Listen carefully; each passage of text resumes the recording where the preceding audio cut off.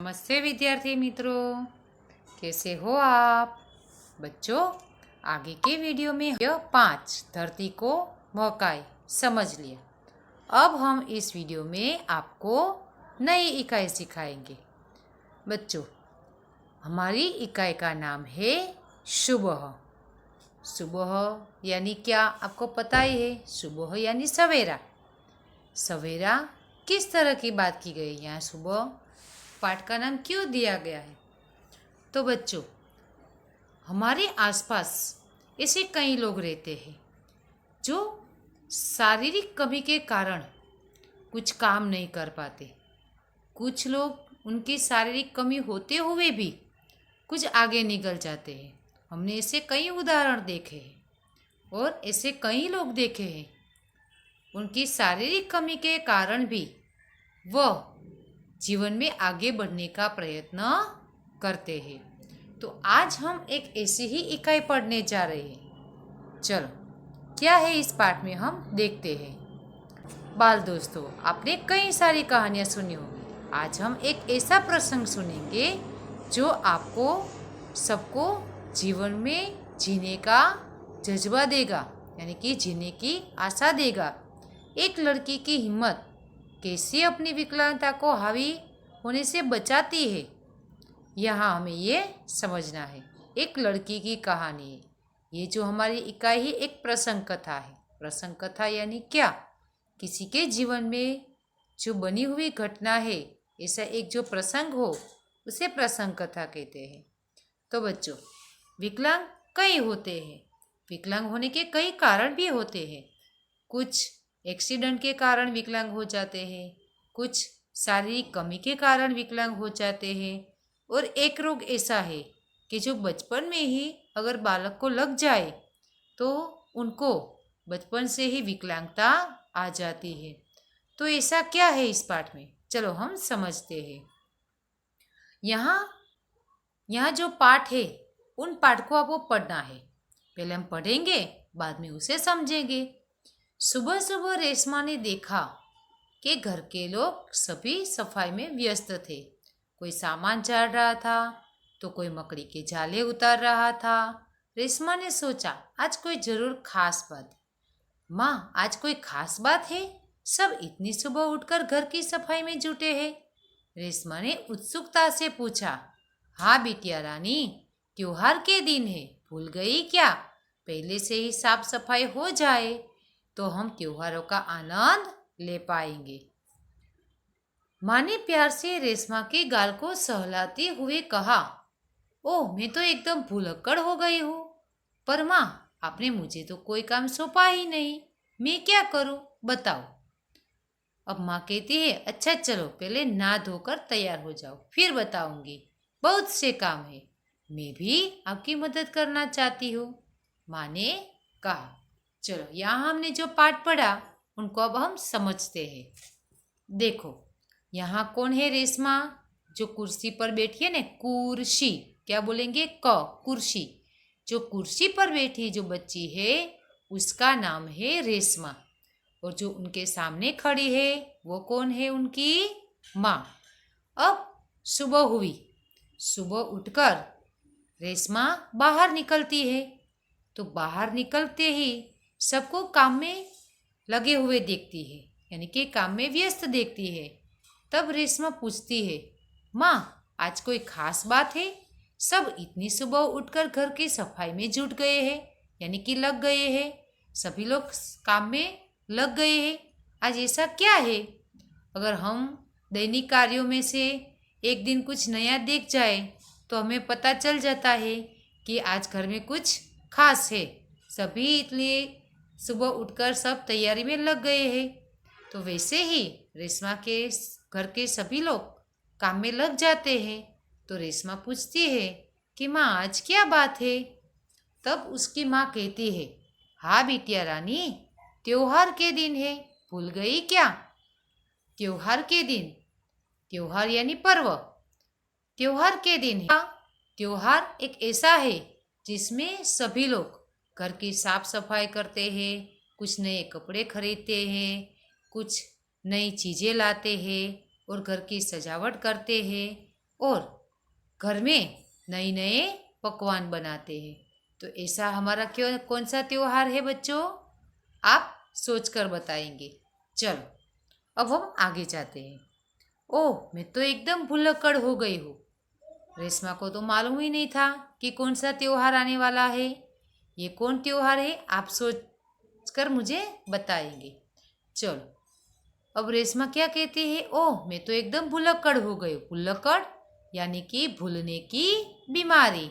ओह यानी अरे, अरे मैं तो एकदम भुलक्कड़ हो गई हूँ, मुझे तो कुछ याद ही नहीं रहता है। अब माँ कहती है, पर माँ आपने मुझे तो कोई काम सौंपा ही नहीं, मैं क्या करूँ बताओ। अब रेशमा क्या कहती है कि आपने तो मुझे कोई काम नहीं दिया, मैं क्या काम करूँगी, आप मुझे बताइए, मैं आपको कर दूँगी। अब माँ कहती है, अच्छा चलो पहले नहा धोकर तैयार हो जाओ, फिर मैं बताऊँगी, बहुत से काम है।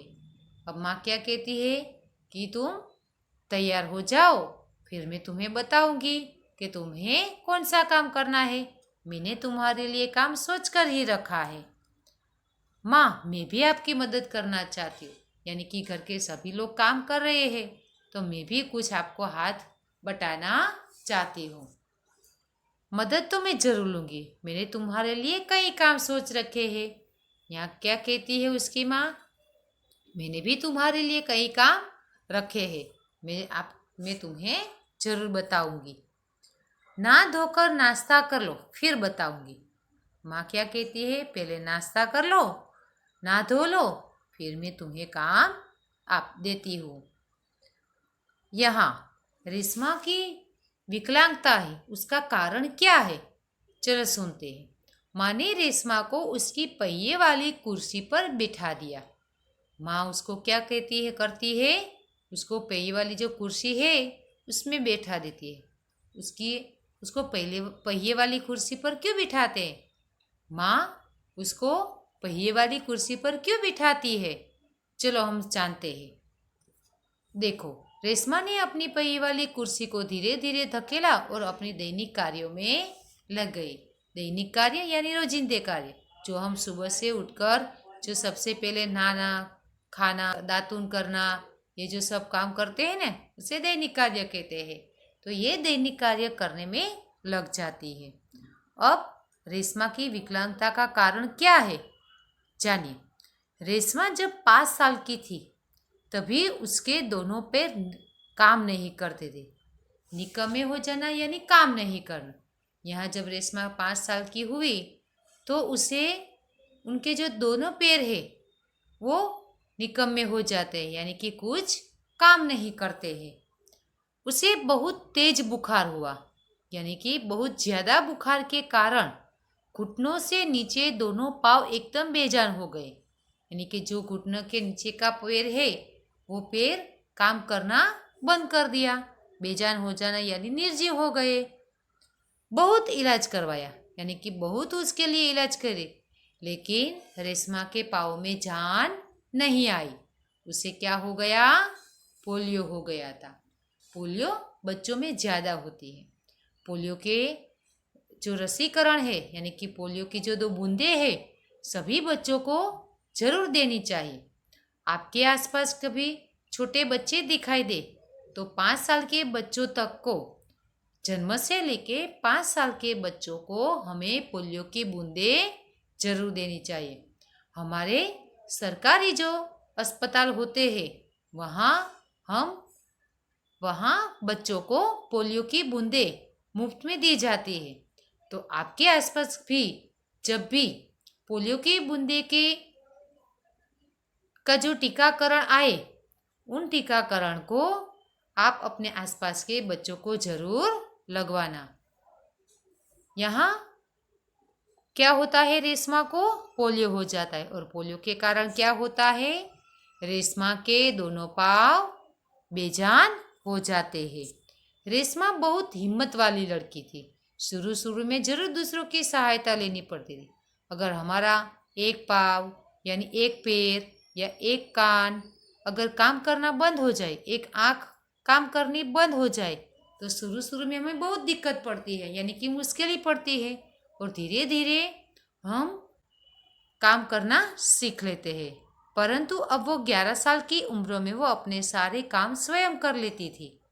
यानी कि अब 5 साल से 11 साल की जब उम्र हुई, 5 साल में उसे पोलियो हो गया और धीरे धीरे उनको इसकी आदत हो गई और इन आदतों के कारण अब वो 11 साल की उम्र में वह अपने सारे काम खुद करने लगी। वह अपने परिवार और घर पर यानी कि घर के परिवार के लोगों पर निर्भर नहीं रहना चाहती थी। यानी कि दूसरों की सहायता से अब वह जीना नहीं चाहती थी।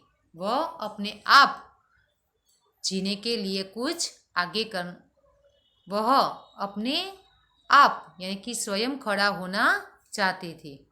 परिवार के सभी सदस्य, पिताजी, छोटा भाई, गोलू, दादाजी, दादा, सभी उसे बहुत प्यार करते थे। यानी कि घर परिवार के सभी लोग उसे प्यार से रखते थे। तो बच्चों, यहाँ हमारा सुबह पाठ यहाँ तक अब हम इस वीडियो को यहाँ पूर्ण करते हैं। आगे के वीडियो में मैं आप सबको आगे की कहानी सुनाऊंगी। आप इन कहानी को घर पे पढ़ना, बहुत मजा आएगा। चलो, अब हम यहाँ पूर्ण करते हैं। धन्यवाद।